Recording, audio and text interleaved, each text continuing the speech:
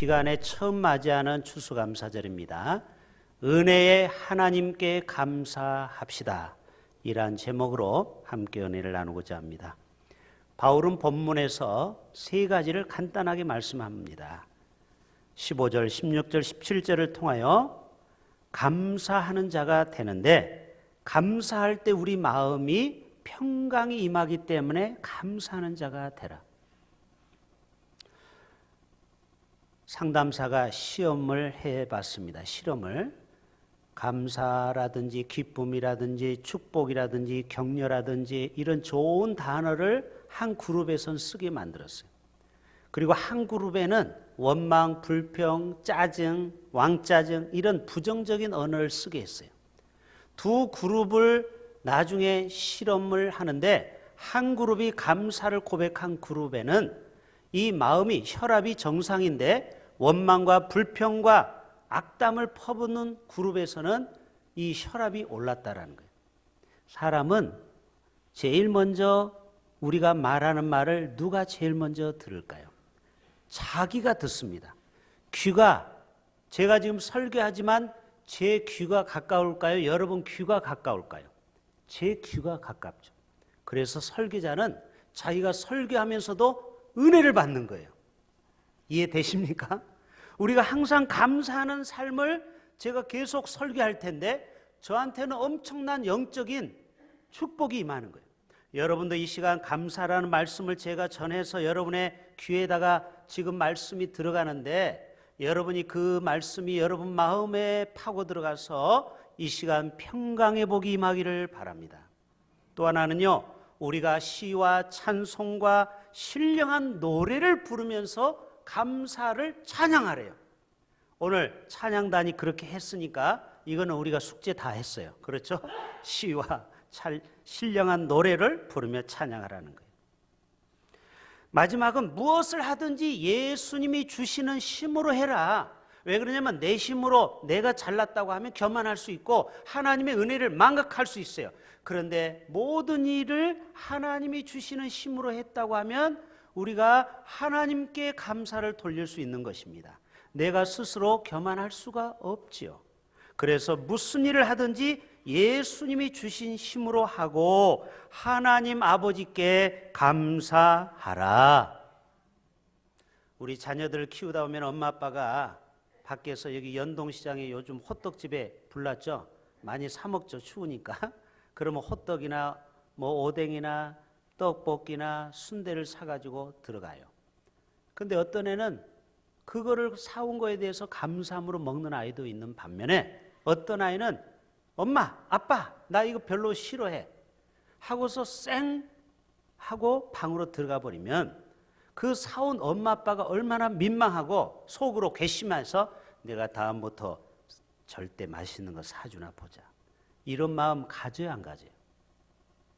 우리 세 팀이 찬양하는 가사 중에 보면은 우리가 하나님 말씀대로 순종함으로 나아갈 때 우리의 인생에 하나님의 은혜가 임하는데, 우리가 정말 감사함으로 나아가는 자녀들을 하나님은 이뻐하시고 더 내가 줄 게 없을까 하고 하나님은 지금도 하늘에서 우리에게 주실 은사와 하늘의 축복을 지금도 헤아려 보시는 줄로 믿습니다. 어떤 독일의 가난한 흉년이 들어서 모든 마을 사람들이 가난에 빠졌습니다. 그때 부유한 한 할아버지 할머니가 어른들은 몰라도 애들은 굶으면 안 된다, 이 아이들에게 뭔가 줄 것을 찾기 시작했습니다. 그래서 아이들을 모아가지고 빵을 배급해 주는 거예요. 조지 밀러가 고아원을 운영하는 것처럼. 그런데 처음에는 감사하다고 받는데 나중에 자꾸 받다 보니까 감사할 줄을 몰라요. 이 복지국가의 문제점이 뭐예요? 처음에는 국가에서 뭘 해주면 감사해 받는데 나중에는 더 안 주냐, 더 내놓으라고 하는 거예요. 그런데 어떤 꼬마는 끝까지 남아서 이 할머니 할아버지에게 90도로 폴더 인사를 하는 거예요. 그리고 감사합니다, 이 맛있는 빵을 주셔서. 그러니까 이 할머니 할아버지가 감동을 받아서 어느 날 이 빵 속에 금화를 집어넣었어요. 그리고 그 옆에다 조그마한 메모지에다가 너야말로 진정 감사를 할 줄 아는 아이구나. 이 금전을 가지고 가서 팔아서 엄마 아빠하고 맛있는 식사를 하라 하고서 이 감사하는 아이에게 선물을 주었다라는 것이죠. 60년 전 지구촌 사람들에게 필요한 생활 조건이 약 72가지라고 합니다. 예를 들어서 물이라든지 전기라든지 수도라든지 여러 가지 필요한 것이 72가지인데 지금 2020년도에 살아가는 우리 현대인들에게는 500가지 정도가 우리가 필요를 채우고 있어요. 그러니까 조금만 불편하면 우리는 가만히 있지 못하는 거예요. 옛날보다 수백 가지가 더 문화 혜택이 많음에도 불구하고 60년 전에 우리가 행복감하고 지금 행복지수를 재봤을 때 어느 때가 더 행복지수가 높을까요? 사실 지금보다도 60년 전이 더 행복지수가 높다라는. 그러니까 사람은 아무리 문명이 발달되고 스마트폰이 5G가 와도 여전히 우리는 행복을 거기서 찾으면 안 된다라는 거예요. 그래서 오늘 하나님의 은혜를 제가 설명을 드리고 그 하나님의 은혜에 우리가 감사한다면 환경과 여러 가지 여건에 상관없이 전천후의 감사 생활을 하게 될 줄로 믿습니다. 저는 하나님의 은혜의 풍성함은 끝이 없다고 생각합니다. 하나님의 사랑과 하나님의 은혜는 도저히 하늘보다 높고 바다보다 깊다고 우리가 찬양을 불렀잖아요. 그래서 우주로 여러분을 지금 여행을 시켜드릴게요. 자, 우주의 크기가 어느 정도 될까요? 칼 세이건은 그의 책에서 약 180억 광년이 된다고 그래요. 자, 한번 보여줘 보세요. 우주의 크기가. 우리가 보이는 우주는 시작부터 끝이 180억 광년입니다. 1광년은 30만 킬로를 달리는 빛의 속도예요. 아니 1초에 30만 킬로를 가는데 1년 동안 가는 거리가 1광년인데 180억 광년. 그러니까 우주의 크기가 상상이 됩니까? 하나님은 이 우주를 코스모스를 이렇게 광대하게 만드셨어요. 하나님의 은혜와 사랑은 우리가 다 우리의 좁은 생각으로 다 헤아릴 수 없어요. 그래서 때때로 우리가 사고도 당하고 고난도 당하고 어려움을 당할 때 왜 하나님 나에게 이런 어려움이 옵니까? 아무리 곰곰이 씹어봐도 도대체 답이 안 나와요. 맞아요. 왜? 우주를 이렇게 크게 만드신 하나님이 얼마나 그의 생각이 광활할까? 두 번째 물어볼까요? 우주의 나이는 몇 살 정도 될까요? 138억 년입니다. 이거는 전 세계 과학자가 동일하게 말하는 거예요. 138억 년. 이거를 한 달, 하루, 1분, 1초로 계산해 봤더니 축소해 가지고 138억 년을 재봤더니 1초에 438년으로 계산해야 돼요. 그래야 1년이 되는 거예요. 이해되시겠죠? 우주의 나이를 축소해서 1년이라고 계산했을 때 1초는 438년이에요. 그러니까 우리가 80, 90 산다고 했을 때 0.2초만 사는 거예요. 그러니까 감사, 똑딱 그게 아니고 감사 0.2초만 우리가 살고 가는 겁니다. 아니 우주의 나이에 비해서. 여러분 이 짧은 인생 여러분 원망하고 불평할 시간이 있을까요? 감사하실 수 있기를 바랍니다. 0.2초밖에 안 된다니까요. 찰나의 시간만 살고 우리가 가는 것 아닙니까? 또 하나 질문 드려볼까요? 하늘의 별의 숫자가 도대체 얼마나 될까요? 하늘의 별 하나 나 하나 별 둘 나 둘 그거 100번 세면 다 잠을 자더라고요. 그렇죠? 해롱해롱 하다가 약 1조 개의 별들을 가진 1조 개의 은하가 존재합니다. 이 은하 군단이 있어요. 은하 군단. 그런데 은하 군단이 1조 개인데 그 한 개의 은하 속에는 또 1조 개의 별을 거느려요. 그러니까 여러분 별의 수가 얼마나 많은지. 태양에서 지구까지의 거리는요 1억 5천만 킬로입니다. 빛의 속도로 약 8분 19초를 달려와야 되고 비행기 속도로 가면 20년이 걸립니다. 태양에서 지구까지 오는데 걸어서 가면 4천년이 걸립니다. 그렇게 먼 태양인데 우리가 매일 태양이 보입니까? 안 보입니까? 보이죠. 요즘같이 쌀쌀한 날에는 햇살 아래 우리가 가서 좀 이렇게 햇살을 쐬잖아요. 여러분, 하나님은 멀리 계신 분이 아니에요.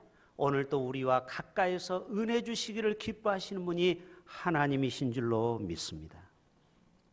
이 무한한 광대한 우주에서 우리의 좁은 생각으로 쉽게 하나님을 속단하지 말라는 거예요.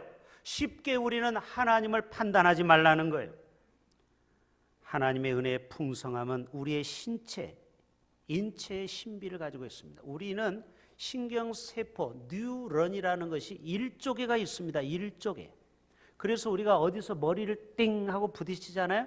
그러면은 몇백만 개의 세포가 죽는 거예요. 그런데 그래도 다 살 수 있는 건 뭐예요? 워낙 세포 개수가 많은 거예요. 그러니까 몇백만 개 죽는 거는 별거 아니에요. 왜? 1조개에 비하면. 우리의 심장이 박동을 하는데요. 1분에 60회에서 80번 뜁니다. 심장이 쿵쾅 쿵쾅. 근데 1년 80을 기준해 보니까요. 계산해 보니까 약 30억 번이더라고요. 30억 번이 고장도 안 나고, 여러분 시계는 차다 오면 고장이 날 때가 있죠. 자동차도 고장 날 때가 있죠. 세탁기, 냉장고 다 선풍기 고장 날 때가 있죠. 그런데 80년, 90년 동안 이 심장은 하나님이 은혜를 주셔서 이것이 멈추지 않아요. 30억 번을 뛰다가 우리는 주님 앞에 가는 것입니다. 얼마나 감사합니까? 영국의 존 뉴턴을 한번 소개하고자 합니다. 한번 보여주세요. 1725년 생입니다. 지금부터 우리보다 한 300년 형님뻘이죠. 예, 오늘 가을이라서 입체적으로 제가 낙엽 좀 뿌려봤어요. 자, 이 존 뉴턴은 어머니의 독실한 신앙의 지도를 받았는데 그만 어머니가 돌아가시고 하나님을 믿지 않는 아주 난폭한 아버지 밑에서 자랐어요. 그러다 보니까 이 존 뉴턴도 포악해졌어요. 그리고 선장, 아버지 선장을 따라서 자기도 함께 배를 타기 시작했습니다. 그러다가 18살 때 영국 해군 소유로 입대했는데, 여러분 안에서 샘 바가지 바깥에서도 셀 수 있어요, 없어요? 있지요.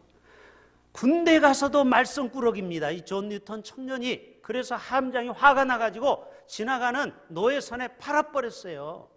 지금은 말도 안 되지만 지금부터 한 150년 전 얘기니까 가능했죠. 그가 왜 그래요? 낮은 자존감 때문에 그래요. 아버지로부터 건강한 가정에서 사랑을 못 받은 거예요. 그래서 자기도 모르게 방황하기 시작한 거예요. 중독에 빠진 것입니다. 어제 다니엘 기도회 때 간증한 김연재 작가라는 분 들어보셨죠?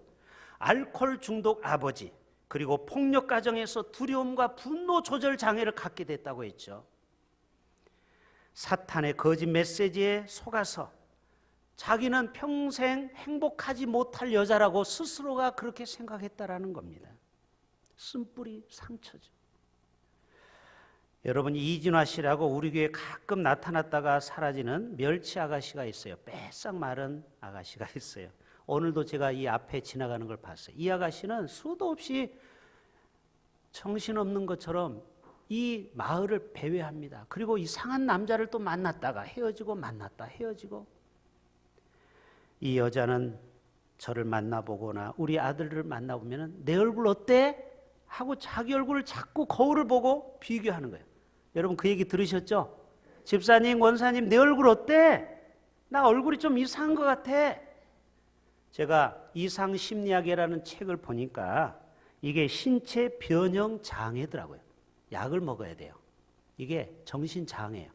이 신체 변형 장애는 뭐냐면 자기 얼굴이 이상하게 생겼다라는 거예요. 코를 봐도 눈을 봐도 이게 짝짝이야. 나 이상해. 나 성형수술해야 돼. 이게 뭐냐? 신체 변형 장애입니다. 이것도 치료를 받아야 돼요. 이런 사람들의 특징은 나와 같이 생긴 얼굴로 누가 나를 좋아하겠어 하면서 낮은 자존감을 갖고 사는 거예요. 그러니까 어때요? 인생을 막 사는 거예요. 그냥 되는 대로 사는 거예요. 오늘 또 주님의 은혜는 그런 분에게도 임해야 될 줄로 믿습니다. 자존감이 회복이 돼야 우리가 죄와 중독에서 헤어나올 수 있는 거예요. 따라서 합시다. 우리는 하나님의 자녀입니다. 축복받기 위해서 태어난 존재입니다. 그런데 이 청년이 끝난 게 아니에요. 존 뉴턴이 나중에 하도 심심해서 그 배 안에 책이 있는데 무심코 꺼내서 읽어봤는데 이 책이 이 청년의 운명을 바꿨습니다. 그래서 여러분 우리 자녀들에게 책을 많이 읽혀야 됩니다. 토마스 아 캠퍼스의 그리스도를 본받아. 저도 대학 2학년 때 읽었는데요. 정말 우리가 예수 믿으면은 표준이 뭐냐? 예수님처럼 말씀하고 예수님처럼 살아가는 것이죠. 그래서 완전히 거기서 회심해 버렸습니다. 그리고 그가 목사가 됐습니다. 그리고 선교사가 됐습니다. 그리고 자기가 죽기 전에 두 가지를 말합니다. 내가 이제 치매가 와서 내 이름도 기억을 잘 못하는데 나는 그럼에도 불구하고 두 가지를 나는 잊을 수 없다. 첫째는 나는 과거에 아주 몹쓸 죄인이었다. 자기 과거가 그랬거든요. 완전히 인간 쓰레기 같은. 두 번째는 나 같은 죄인을 하나님은 한 번도 버리신 적이 없고 잊으신 적이 없다. 나를 구원해 주심에 감사하다. 세상은 사고뭉치인 존 뉴턴을 포기하고 인간 쓰레기로 버렸지만 하나님은 은혜로 그를 하나님의 멋진 사람으로 축복의 간증의 주인공으로 삼아 주신 줄로 믿습니다. 그가 쓴 시가 바로 어메이징 그레이스예요. 여러분 성 어거스틴도 젊은 날 마니교에 빠지고 요즘 말하면 신천지에 빠지고 그리고 젊은 여인하고 결혼해서 사생자를 낳고 완전히 막장 드라마를 썼습니다. 그러나 성어머니 모니카의 기도로 말미암아 그가 돌이켜서 위대한 성교부가 됐어요. 어거스틴. 김익두 목사님 아시죠? 그 위대한 목사님도 젊었을 때는 주먹개나 쓴 거 아시죠? 이기풍 목사님 제주도의 최초의 선교사, 그분도 평양에서 주먹질을 했던 그런 쓸모없는 인생이 십자가의 은혜로 하나님의 사랑을 증거하는 목사와 선교사가 됐다는 것입니다. 김유정 목사라고 빛을 마셔라 책도 나오고 영화도 나왔다고 했죠. 이분은 전과 8범입니다. 온몸에 칼자국이 있어요. 그러다가 어느 날 교도소에서 성경책을 읽다가 나는 죄인이구나 철저히 깨닫고 그 쇠 창살에 햇살이 들어오는 것을 자기가 보면서 거기에서 성령의 빛이 임한 거예요. 막 거기에서 떼굴떼굴 굴릅니다. 그리고 이 사람이 나중에 성서 신학을 하고 목사가 돼서 복음을 전하고 부흥 강사가 되어서 제가 고등학교 때 인천에 살았었는데 부계동 교회 김유정 목사님이 오셔서 간증을 했다라고 지금도 기억이 나요. 여러분 오늘 또 쓸모없는 인생도 하나님의 은혜가 임하기만 하면 쓸모있는 멋진 인생으로 바뀌게 하는 줄로 믿습니다. 오늘도 그 하나님 앞에 감사하는 것입니다. 오늘 어메이징 그리스를 우리가 안 부르면 안 됩니다. 자, 가사가 너무 좋아요. 같이 한번 불러볼까요? 나 같은 죄인 살리신 주의 주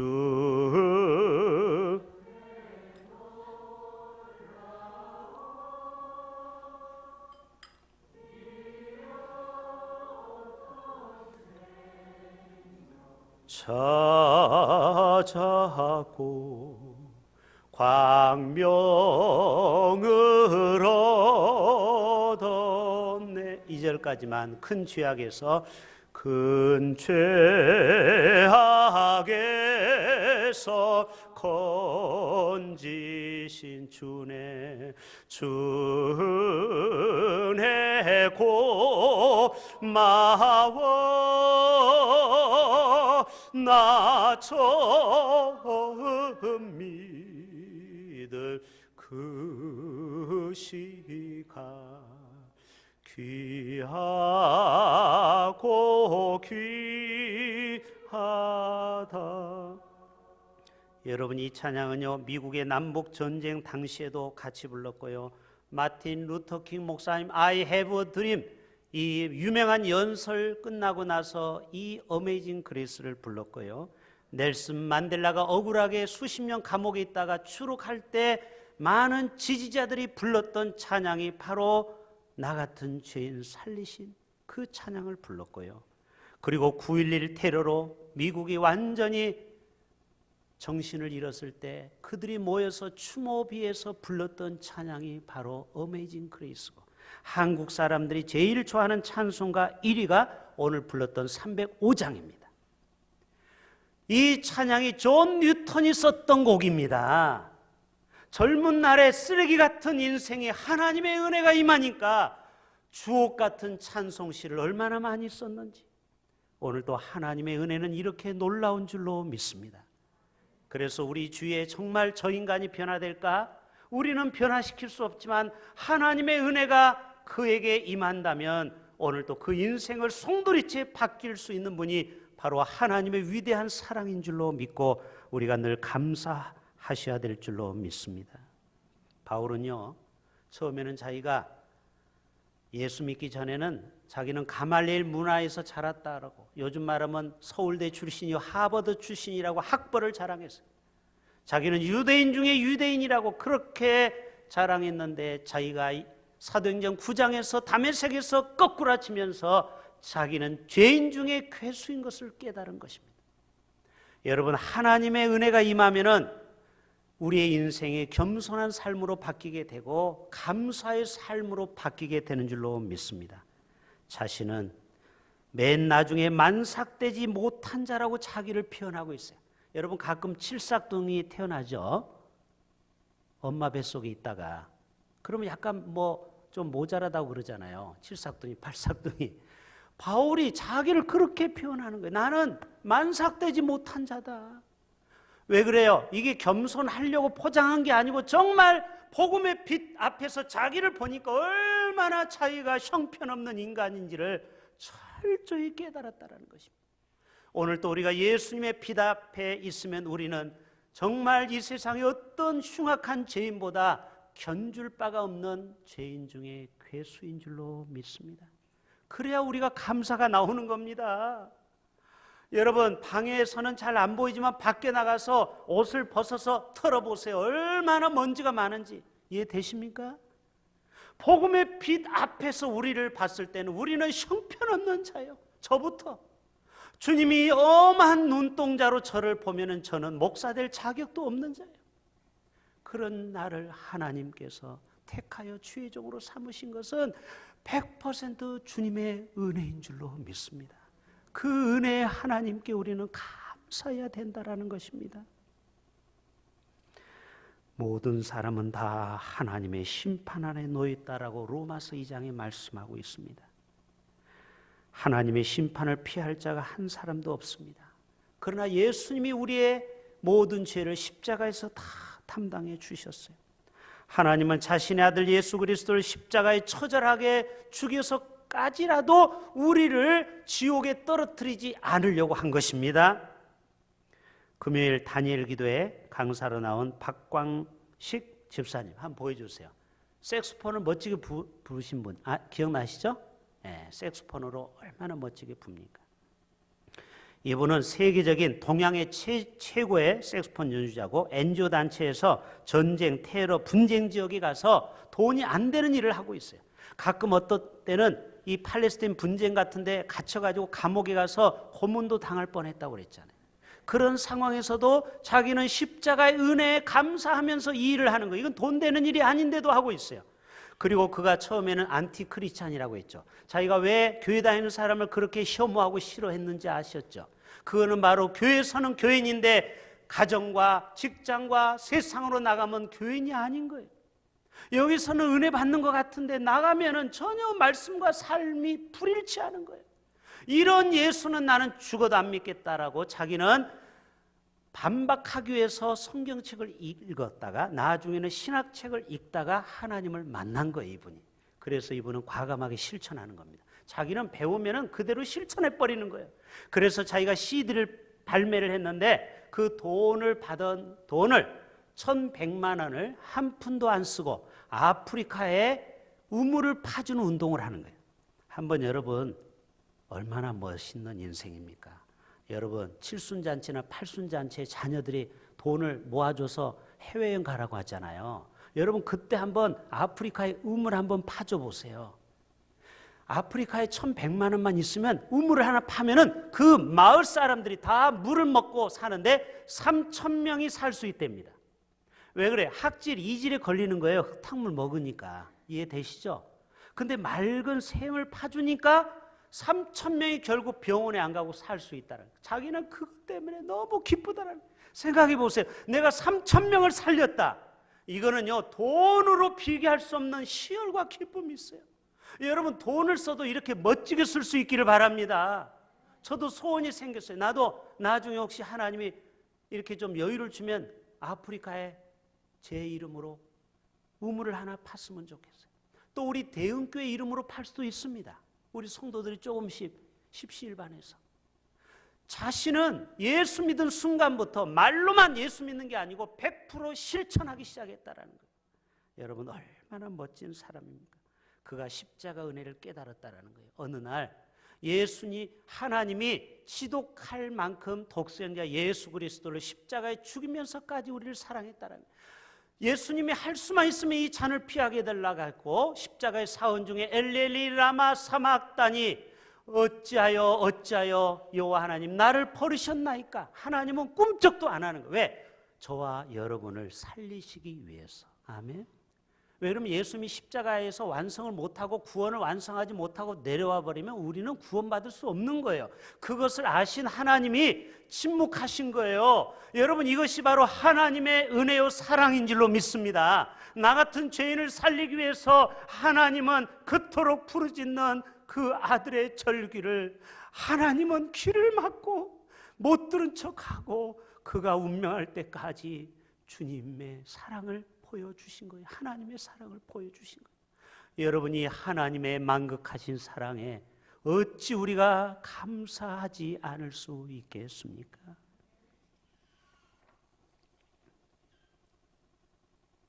D.L. 무디 얘기만 하고 마칠게요. D.L. 무디 유명한 분이시죠. 복음 전도자.